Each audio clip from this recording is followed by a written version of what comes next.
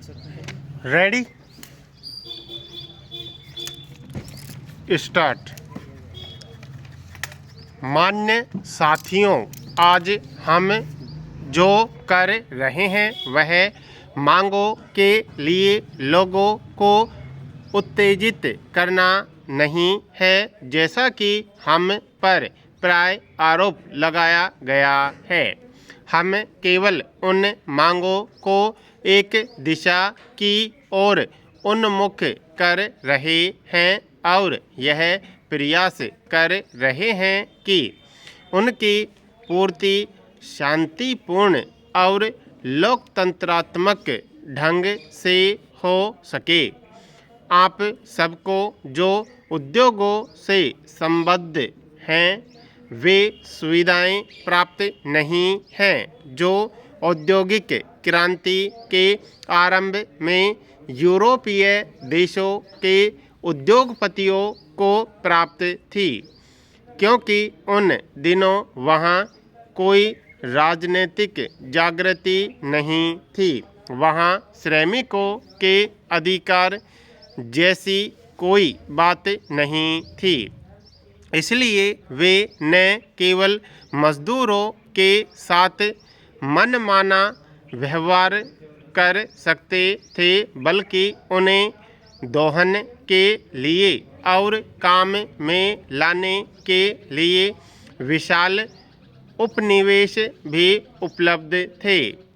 हम और आप यानी हम सब भारतीय एक ऐसे समय में अपने उद्योगों का विकास करने में काम में लगे हैं, जबकि हम उन अधिकारों को पांव तले रौंदकर आगे नहीं बढ़ सकते।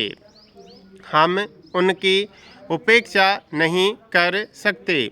इसलिए हमारे सामने बहुत विशेष तरह की कठिनाइयाँ हैं। मैं उन लोगों में हूँ जो जीवन में कभी निराशा की भावना से ग्रस्त नहीं हुए हैं।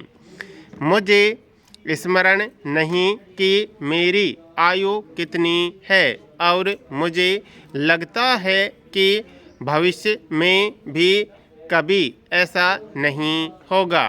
कारण यह है कि हमारी भारतीय विचारधारा हमें सिखाती है कि हमें कठिनाइयों को निस्संग भाव से स्वीकार करना चाहिए, उन्हें चुनौतियाँ समझना चाहिए अथवा परीक्षा मानना चाहिए। हम जानते हैं कि परिस्थितियाँ चाहे जितनी अनुकूल हों, कठिनाइयाँ आएंगी ही। और हम आज पाते हैं कि अनेक देश, सभी देश, वे देश भी जो अमीर और संपन्न हैं, किसी न किसी तरह की कठिनाई का सामना कर रहे हैं। इसलिए कठिनाइयाँ तो रहेंगी ही, लेकिन हम समझते हैं कि हमारी प्रणाली और कार्य संचालन के तरीके से तथा जो अधिकार हम अपने लोगों को देने का प्रयास कर रहे हैं, उनसे लोगों को कठिनाइयों का सामना करने के लिए क्षमता प्राप्त होगी। अभी कुछ ही वर्ष पूर्व यहाँ के लोगों के मन में और यहाँ होने वाले संवाददाता सम्मेलनों आदि में पूछे गए प्रश्नों के अंतर्गत यह प्रश्न सबसे ऊपर हुआ करता था कि क्या कोलकाता जीवित बचा रहेगा। पश्चिमी समाचार पत्रों में तो यहाँ तक सुर्खियाँ दी जाती थी कि क्या भारत जीवित बचा रह सकेगा। मान्य साथियों, मैं नहीं सोचती कि आज कोई भी भारत के बारे में ऐसा संदेह प्रकट कर सकता है। लोग जानते हैं कि हमारी बुनियाद अब कितनी मजबूत है और उन्हें यह भी पता है कि हम अब अस्तित्व की लड़ाई ही नहीं लड़ रहे बल्कि आगे बढ़ते जा रहे हैं। यही बात मैं कोलकाता के बारे में भी कहना चाहूँगी। राज्यपाल जी ने ऐसे कुछ कार्यक्रमों की रूपरेखा बताई है जो हाथ में लिए गए हैं या लिए जाने वाले हैं और इनमें बड़ी संख्या में जनता का सहयोग प्राप्त है। पिछले 2 वर्षों से पुनर्निर्माण का एक बड़ा कार्यक्रम चल रहा है। निस्संदेह समस्याएं इतनी विकराल हो चुकी थी कि उनके समाधान के प्रयास का परिणाम तत्काल नहीं दिखाई दे सकता, लेकिन महत्वपूर्ण बात यह है कि कोई ठोस काम शुरू हुआ है और वह चलता रहेगा।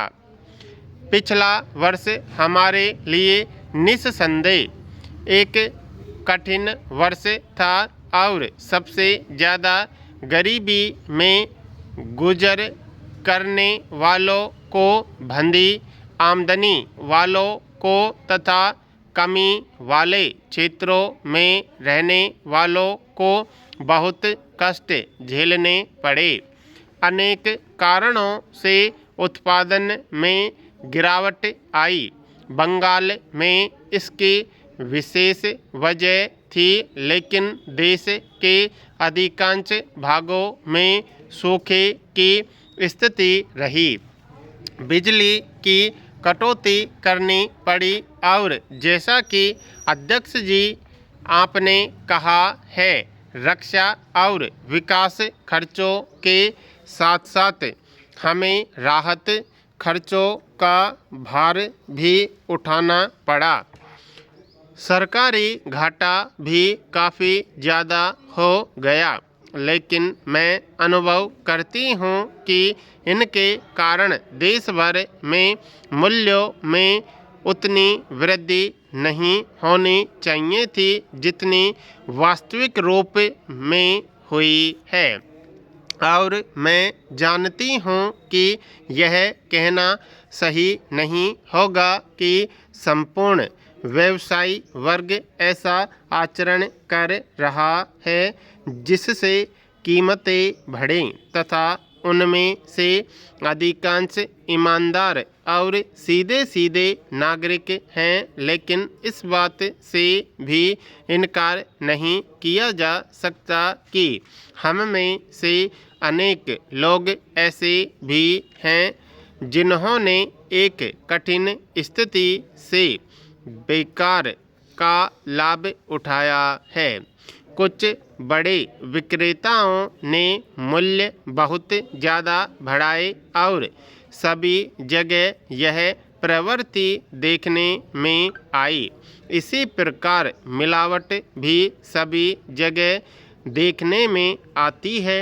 ऐसी स्थितियों को देखने के बाद इसी परिणाम पर पहुंचा जा सकता है कि रोज़ की आवश्यकताओं की चीज़ों के लिए स्थायी सार्वजनिक वितरण प्रणाली के बिना काम नहीं चलेगा और इसको चालू रखने के लिए हमें भंडार बनाने के प्रभावशाली तरीके अपनाने होंगे।